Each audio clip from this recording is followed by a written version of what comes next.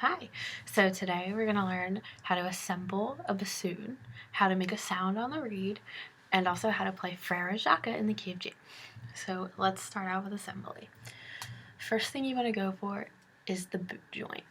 And you can tell that it's the boot joint because it's huge and it has two tenon receptacles on top. One here and one there. So you're going to start with this. We're going to hold this in our right hand. And the next joint we're going to take out the tenor joint. You can tell it's the tenor joint because it's the thinnest of the two long joints. You can tell by the top, it's pretty thin up there. And it also has a concave side right here that goes in. I don't know if you can see that really well. There we go. So when you assemble this, you want to take the side with the cork and twist it into the smaller hole on the boot joint. So you align it and gently twist. So when you get it in place, you want to align the concave side of the tenor joint with the other hole on the boot joint so that it's kind of the angular side is lined up with the hole. So you can see that. So now that we have this, oh, and one thing to point out, while you're setting up everything on your instrument, you want to make sure that your reed is soaking while you're doing it because you need it to soak for at least 5 minutes. And assembly takes a little bit, so that should be good. And you can soak it in anything that covers everything. Like me, I'm using a prescription bottle because it fits my reed perfectly. So now that these two are in place and aligned, we're going to pull out the bass joint. And you know it's the bass joint because it's the thicker of the two and it's the longer one of the two too. So the side that we want to put in the boot joint is the side with the smaller cork end. You see how this one looks like that? And then the top one looks like that. It's bigger. So with this, we want to put that in place. And we want to make sure that the side that doesn't have any keys on it is the side that gets screwed in and aligned with the concave side of the tenor joint. So we'll put that in like this, and we'll gently twist it down. And one way that you can know that they're aligned is because some bassoons come with a lock on the top, which is right here, and right here on each joint. So when they're aligned, it should be able to lock without a problem. And you might have to work it a little bit and just get them to align so it locks, but that's perfectly fine. See? All I had to do was twist it a little bit, and now they're locked, and these are in place and ready to go. So now with that, we put that on the floor. And the last joint that we're going to grab on this is the bell. And you can tell it's the bell because it has a top like this, a ring on top like that. And it also has this key. So when we put that on our instrument, we want to make sure that it lines up with this key right here. And you can tell because there's a little notch at the top of that where the top of this key goes, right over top of it. So it fits just like that. You can see, just like that. So now we have assembled our whole entire instrument. So the next part that we want to do is remove the bow call from our case, which is this. So this is where the reed goes on this end, but we don't need to worry about that yet. So the next part we do is on the top of the smaller tenor joint, the first one that you put into the bass joint, we have this hole right here where this keypad, the whisper keypad, is aligned.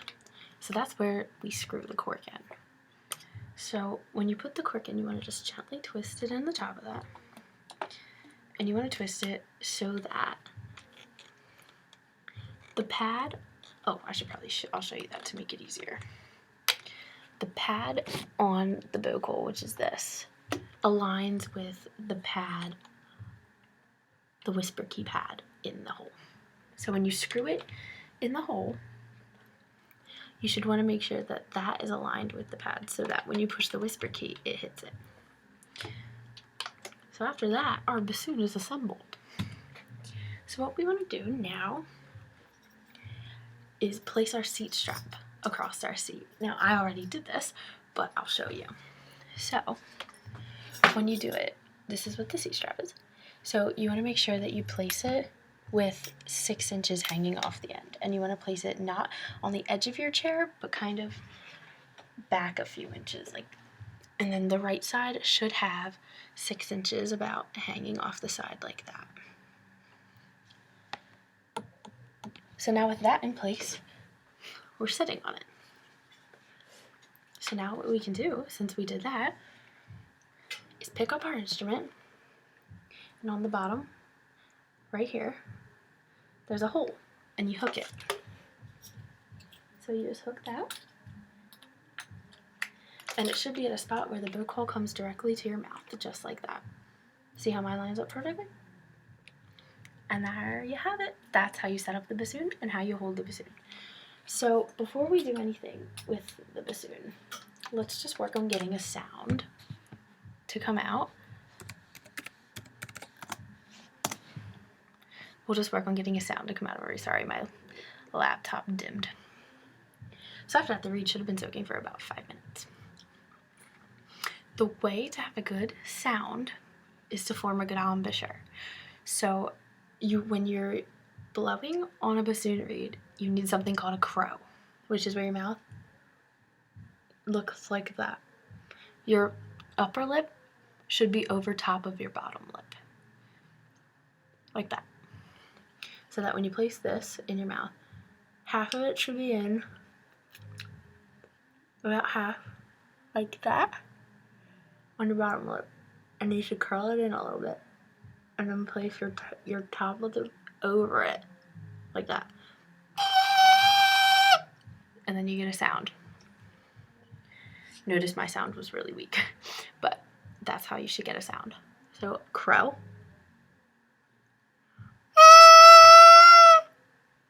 And that's how you get a sound. So now we can move on to placing it onto the vocal.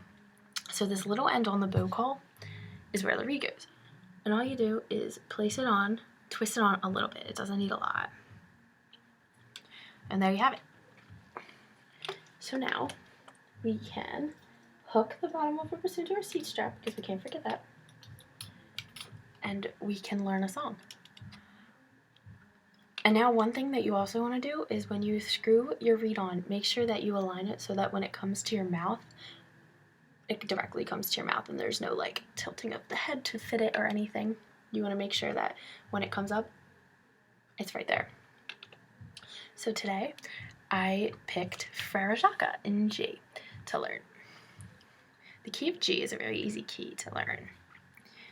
What you have to remember is the key of G, G starts, G do, is on 3 fingers on top. So 1, 2, 3, no pinky, and the whisper key. The whisper key will be on every note for this. And on the bottom, 1, 2, 3. And that's G do. So, to learn Frere Jacques, it's G, A, B, G, G, A, B, G. So we'll take that section first. So G is 3 whisper key and 3 on the bottom.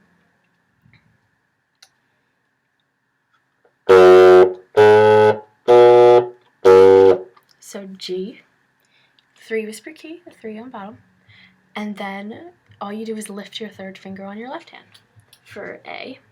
So we go G, A, B, G, and then repeat.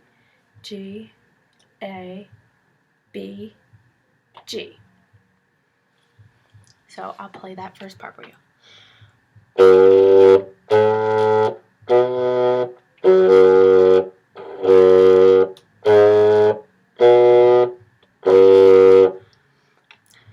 part isn't much harder because you're still only using the key of G, so you're only using the fingers that I've just taught you.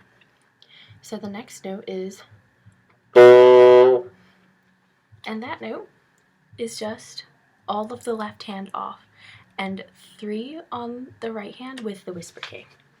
So we'll play that part.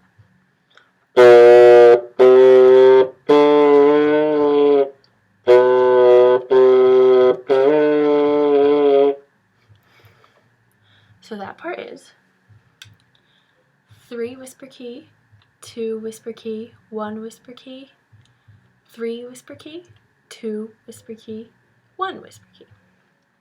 So that's not much harder. And then the next part is, well, we'll play that first.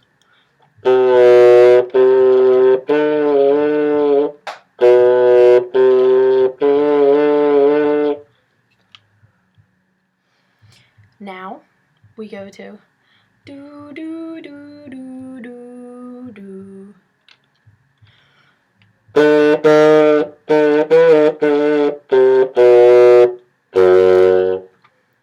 So for this one, all it is we start on so, which is 1 finger and whisper key on the left hand. So we go that, no fingers, whisper key 1, whisper key in 1 and 2, 3, and then do, which is back to 3, 3 with the whisper key. Just like that. So I'll go over that section. Then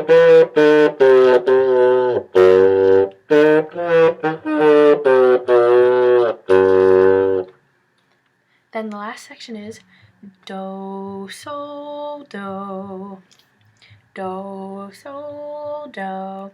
So the fingerings for that are G, which is 1, 2, 3, 1, 2, 3, whisper key. So, which is only 1 and whisper key, no left hand. And then repeats. So do, sol, do, do, sol, do. So I'll play that for you.